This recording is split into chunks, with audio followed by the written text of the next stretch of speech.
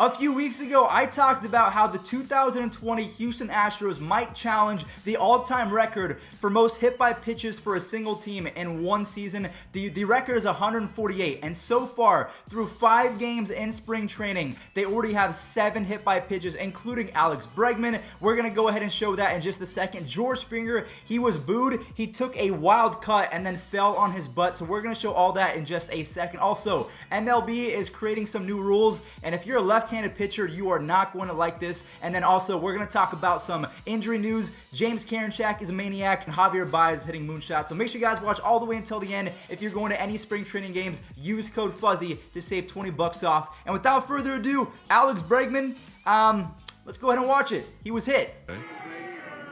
Oh, breaking ball. Yeah, that's an off-speed pitch. It got away. Catch that left shoulder blade. It's obviously going to cause a stir. There's a stir on a breaking ball that hits Bregman.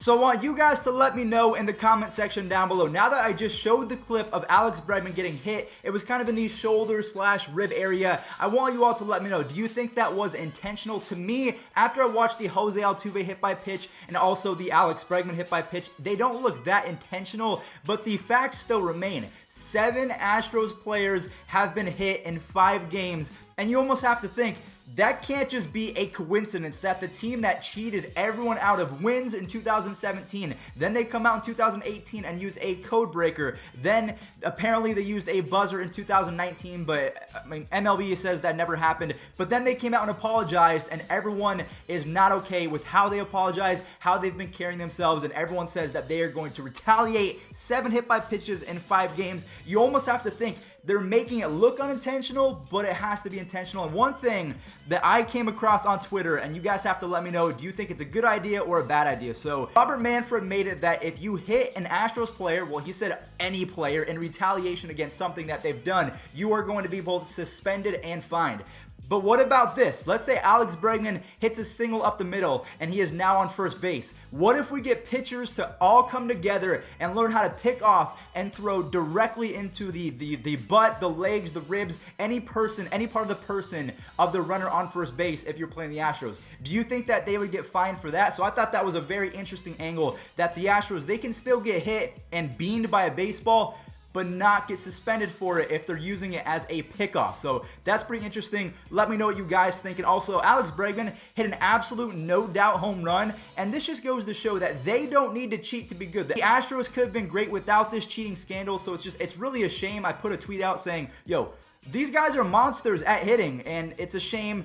They just ruined their names forever, and apparently Astros players are now depressed and they're not energetic, so it's going to be a weird season for the Astros, that's for sure. I told you guys in the beginning of the video that there was a clip of George Springer taking a cut at a baseball and making himself look silly. I like George Springer, but the fact that he was booed, he gets up to hit and tries to show those booers who's boss. He makes himself look a little silly. So if you don't like the Astros, you're probably enjoying this video so far.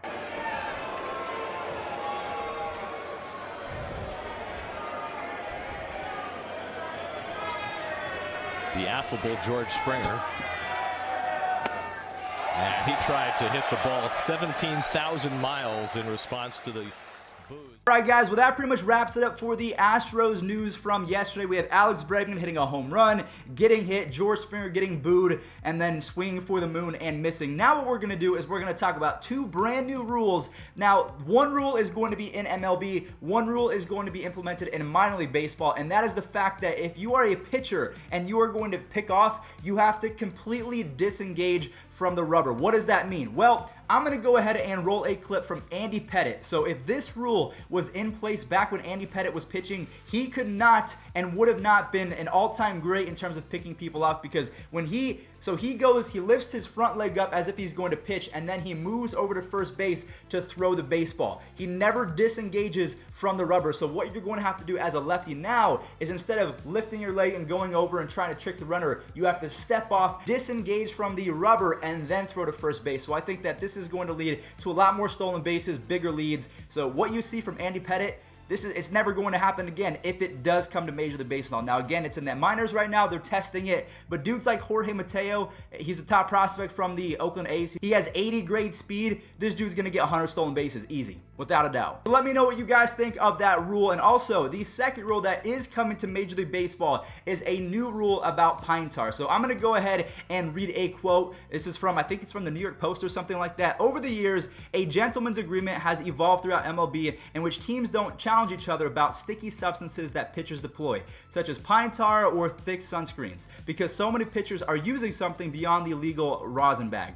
The stated reason is that the balls are slick, especially in cold weather or dry environments such as Coors Field, plus they're inconsistently rubbed down in pregame and decided to take the sheen off the balls. Even hitters are generally comfortable with the substances that pitchers use, since they especially want the hard throwers to control their pitches to lessen the dangers in the batter's box. So what does all that mean? Well, MLB is cracking down on pine tar and foreign substances, which is really weird because I mean, Trevor Bauer has come out and said that pitchers are using pine tar to increase their spin rate, which I guess is an advantage towards the pitcher as opposed to just giving them more control. So in 2020, umpires are going to be able to look at someone's person, whether it's on their neck, their glove, anything. If they feel like a pitcher is cheating, they can go ahead and eject them right then and there. Whereas before, the other team had to report it to the manager, and it was only in certain cases where it was very egregious. If you guys remember Michael Pineda, he had pine tar all over his body.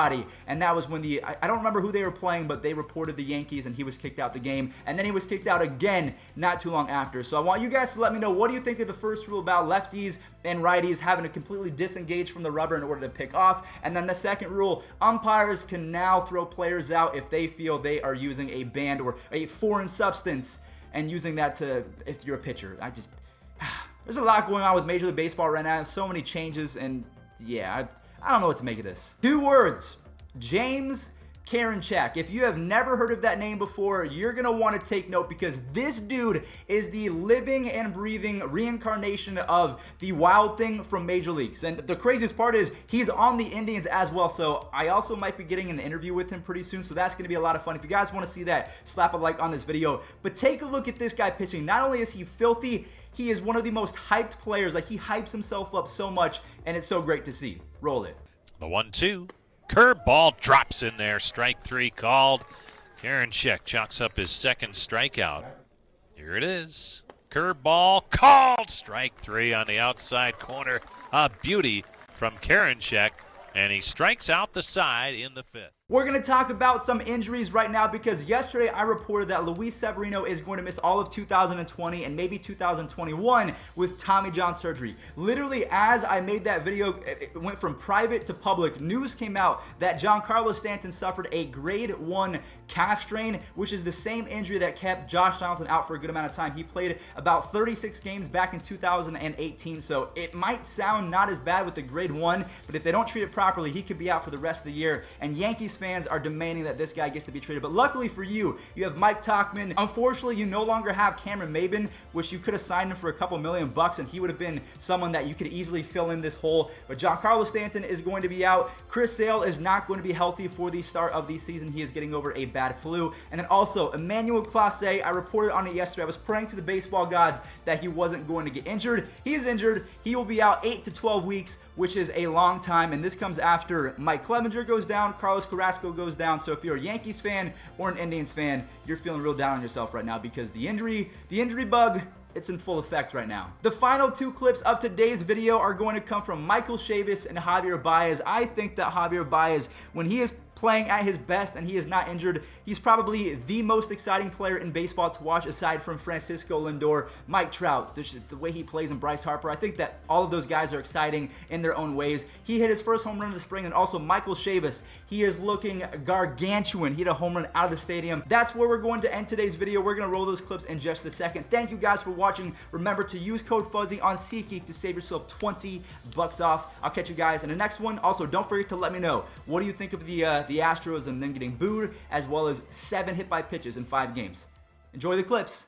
Playing at second base, and he swings, and it's a high drive to left. It's deep, it's up into the wind, and this ball is long gone. It lands out of the park, bouncing into a parking lot.